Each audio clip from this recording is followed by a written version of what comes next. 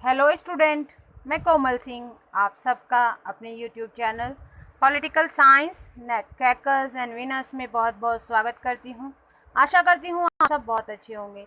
Student, आज का है वह है प्लेटो की राज्य के संबंध में जो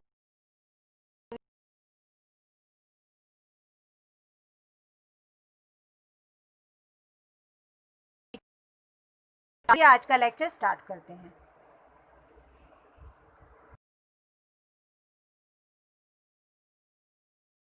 जनक थे, ये आप याद रखिएगा। ये मैं आपको प्रीवियस लेक्चर में भी बता चुकी हूँ कि वे प्राचीन राजनीतिक दर्शन के जनक थे।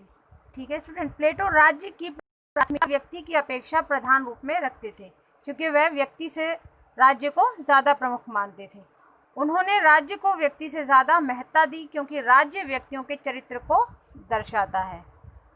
व्यक्ति सिर्फ एक ही चीज़ को रिप्रेजेंट करता है, व्यक्ति सिर्फ स्वयं को रिप्रेजेंट करता है, जबकि राज्य क्या करता है? राज्य व्यक्तियों के चरित्र को दर्शाता है। इसलिए उन्होंने राज्य को व्यक्ति से महत्वपूर्ण माना।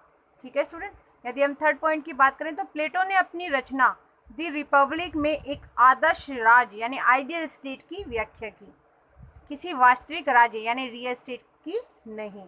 आप ये याद रखिएगा, कई बार पूछ लिया जाता है कि द रिपब्लिक में किस तरह के राज्य की व्याख्या की गई है, एक आइडियल स्टेट की और एक रियल स्टेट की। तो एक आइडियल स्टेट की यानी कि वहाँ पर उन्होंने एक कल्पना की है कि एक आदर्श राज्य ऐसा होना चाहिए, ऐसा है नहीं, ऐसा होना चाहिए।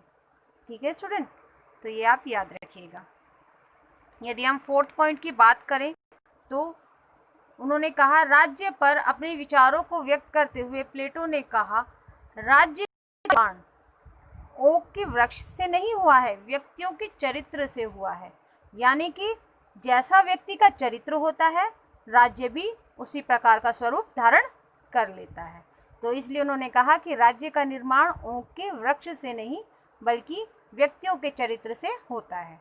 ठीक है स्टूडेंट, अपने फिफ्थ पॉइंट में राज्य की प्रकृति के विषय में उन्होंने बात की कि राज्य की प्रकृति आंगिक एवं जैविक होती है।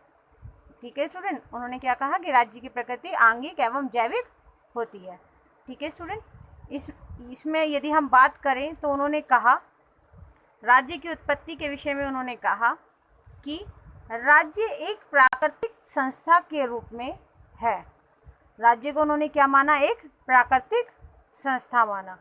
तो वो कहते हैं कि एक प्राकृतिक संस्था के रूप में प्लेटो ने राज्य को माना, जो लंबे विकास का परिणाम है। यानी कि जो राज्य है वह एकदम उसका उद्भव नहीं हुआ है, राज्य एक लंबे विकास का परिणाम है।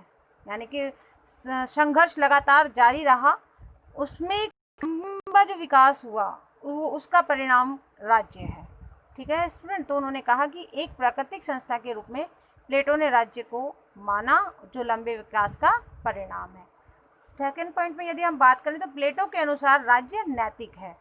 प्लेटो के राज्य में किसी भी प्रकार के विधि एवं दंड का कोई स्थान नहीं, क्योंकि राज्य पूर्ण रूप से नैतिक है। तो वहाँ पर कोई भी सज़ा देने या किसी कानून के निर्माण की कोई जगह नहीं है।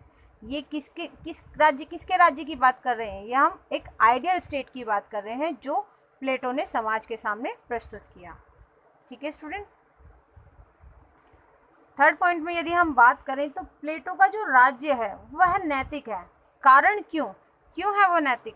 जिसका कारण है वहाँ के दार्शनिक राजा का होना, क्योंकि वहाँ का राजा ही फिलोसफिकल एक किंग है। वहाँ का राजा ही एक फिलोसफिकल किंग है जिसका पूरा शासन आदर्शवाद यानी आइडियलिज्म व विवेकशील अधिनायकवाद पर टिका हुआ है। इसलिए प्लेटो का राज्य नैतिक व महत्वपूर्ण है। ठीक है स्टूडेंट, तो प्लेटो का जो राज्य है वह पूर्ण रूप से नैतिक है, तो कि वहाँ पर किसी भी प्रकार की विधि व दंड का कोई स्थान नहीं है, और राज्य को उन्होंने एक प्राकृतिक संस्था के रूप में माना जो लंबे विकास का परिणाम है। तो आज हमने आपको बताया कि प्लेटो ने राज्य को किस रूप में देखा और उसकी उत्पत्ति के विषय में उन्होंने क्या विचार दिए, और किस प्रकार से उन्होंने प्लेटो ने आदर्श राज्य की व्याख्या की, जिसमें उन्होंने क्या क्या बताया कि क्या क्या है उसमें एक दार्शनिक राजा है, और जो प्लेटो का राज्य है वो पूर्ण रूप से नैतिक है, जिसमें किसी भी प्रकार के कानून की, सज़ा की कोई ज़रूरत नहीं है। ठीक है स्टूडेंट, तो आज हमने प्लेटो की राज्य संबंधी विचारों के विषय में बात की। नेक्स्ट लेक्चर में हम उनके दूसरे विचारों के विषय में बात करेंगे। तो बने रहिए हमारे लेक्चर्स के साथ। हमारे चैनल को लाइक कीजिए, शेयर कीजिए एंड सब्सक्राइब कीजिए। Thank you so much student.